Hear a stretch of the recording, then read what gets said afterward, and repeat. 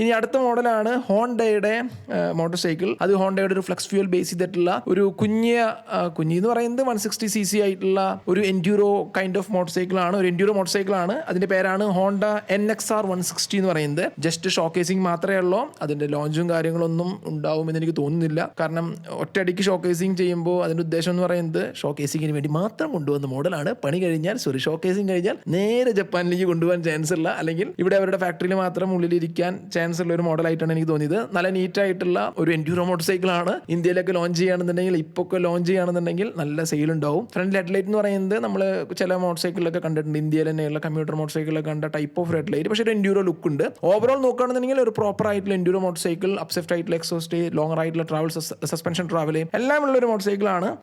നമ്മുടെ KLX 230 compete ചെയ്യുന്ന ഞാൻ പറയുന്നില്ല, പക്ഷേ ഓൾമോസ്റ്റ് ആ ഒരു ഡിസൈനോട് കൂടിയിട്ടുള്ള ഒരു എൻഡ്യൂറോ മോട്ടോർ സൈക്കിൾ. പക്ഷെ അത് ലോഞ്ച് ഉണ്ടോ എന്നുള്ള കാര്യം നമുക്കറിയില്ല. ഇവിടെയും ഹോണ്ടയുടെ കാര്യം പറയുകയാണെന്നുണ്ടെങ്കിലും നമ്മൾ കുറേ നാളായിട്ട് കാത്തിരുന്ന പല മോഡൽ ഇപ്പോഴും ഹോണ്ട തന്നിട്ടില്ല. കാരണം കഴിഞ്ഞ വർഷം നമ്മൾ അവരുടെ 300cc ആയിട്ടുള്ള അഡ്വഞ്ചർ മോട്ടോർ സൈക്കിൾ വെയിറ്റ് ചെയ്തതാണ്, പക്ഷെ അത് അവർ തന്നില്ല. അത് പല തവണ ഇന്ത്യയിൽ നമ്മൾ ഇന്ത്യയിലുള്ള ആ ഒരു റേഞ്ചിലുള്ള മോട്ടോർ സൈക്കിളിനായിട്ട് കോമ്പറ്റ് ചെയ്യുന്ന മോട്ടോർ സൈക്കിളിന്റെ ഒപ്പം നമ്മൾ സ്പൈ ഷോട്ട് ചെയ്തതാണ്, ടെസ്റ്റ് ചെയ്യുന്നതൊക്കെ ആയിട്ട്.